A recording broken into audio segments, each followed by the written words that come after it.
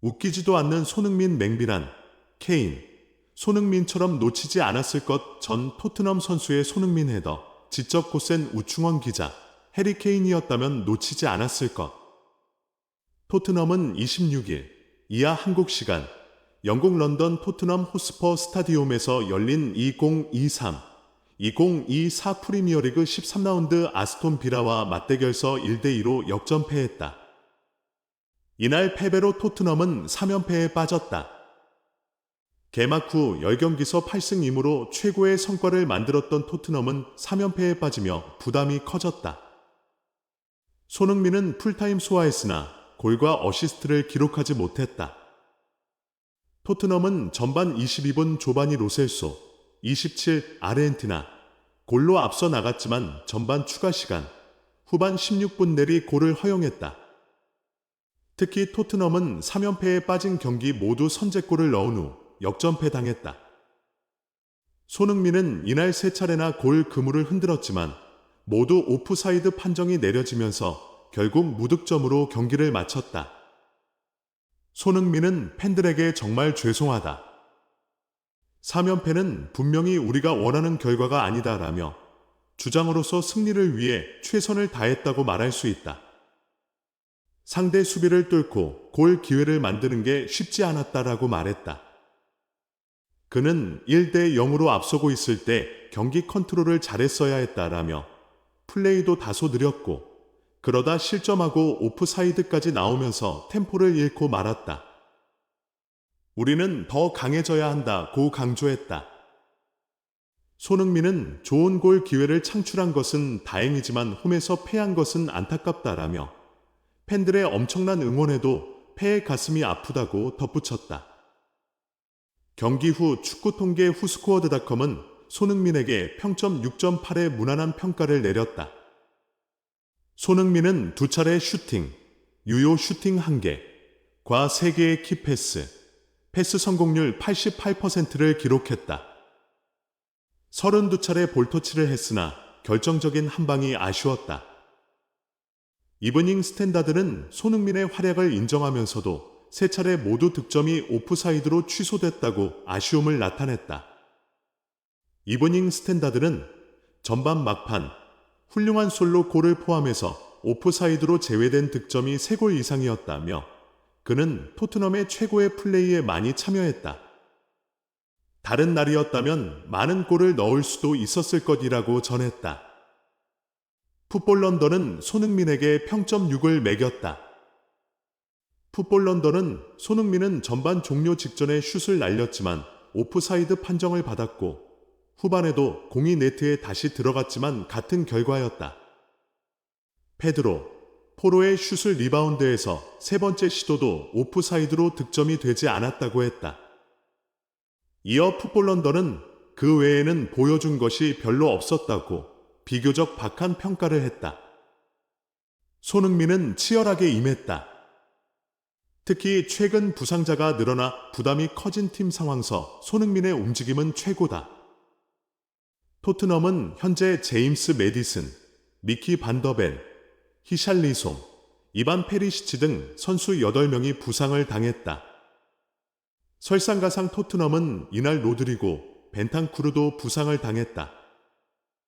벤탄쿠르는 공 운반 능력이 탁월한 중원 자원으로 지난 2월 십자인대 파열 후 이날 첫 선발 복귀전을 치렀다. 하지만 상대 반칙으로 다시 쓰러졌다.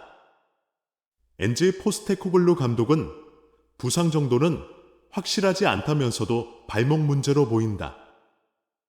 좋은 태클이 아니었고 그를 잃게 돼 실망스럽다고 했다. 교체 자원이 마땅치 않은 상황이어서 손흥민 등 주축 선수들 경기 소화 시간은 더 많아질 전망이다. 치열하게 뛰었던 손흥민도 팀 패배로 인해 비난을 피하지 못했다. 지난 2005년부터 2013년까지 토트넘에 활약했던 미드필더 저메인 제너스는 티버 풋볼에 게재된 인터뷰서 브라이언 힐의 크로스를 손흥민이 헤더로 시도했지만 제대로 만들지 못했다. 손흥민은 힐의 크로스를 상대 골키퍼와 경쟁하지 않고 피했다라고 평가했다. 이어 힐의 크로스가 문제가 있는 것처럼 보였지만 손흥민이 잘 처리했어야 한다라고 전했다. 설상가상 제너스는 어이없는 반응도 내놓았다. 제나스는 당시 상황을 본다면 해리 케인이 그리워질 수밖에 없다. 만약 케인이었다면 손흥민처럼 놓치지 않았을 것이라고 일갈했다. 이강인 갑자기 밀렸나? UEFA 뉴캐슬전 벤치 예측. 엘리케도 기자회견에 경쟁자 비티냐 대동 천재 미드필더 이강인, 파리 생제르맹, 이 다가오는 뉴캐슬과 중요 일전에 선발 제외될 것이란 예측이 나왔다. 유럽 축구연맹, UEFA, 이 27일 공식 홈페이지에 공개한 2023에서 2024 시즌 유럽 챔피언스 리그, UCL, 조별리그 5차전 예상 라인업에서 29일 뉴캐슬과 홈경기를 치르는 파리 생제르맹의 선발진에 이강인의 이름이 빠졌다.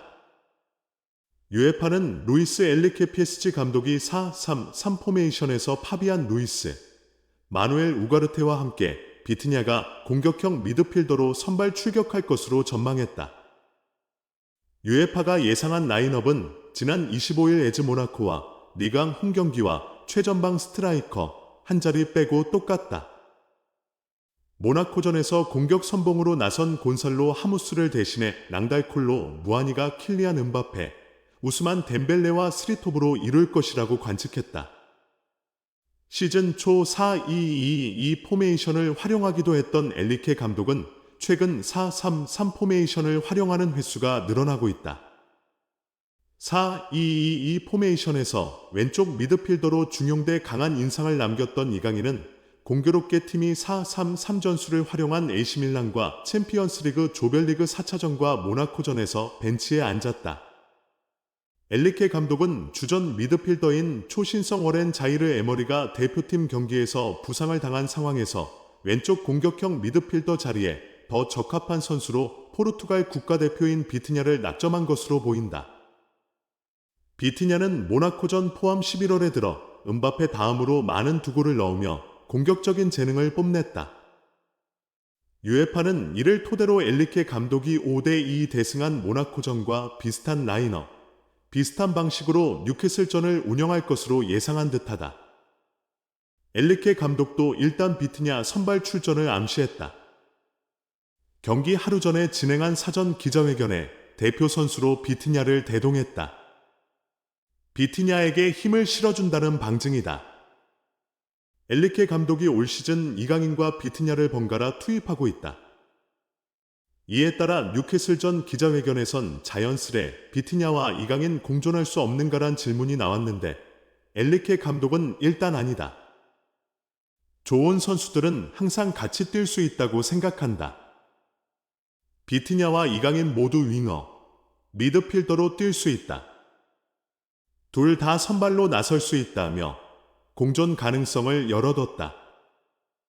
10월 항저우 아시안게임에서 금메달을 따고 돌아와 소속팀에서 입지를 넓혀가던 이강인은 갑작스레 낯선 상황에 부닥쳤다.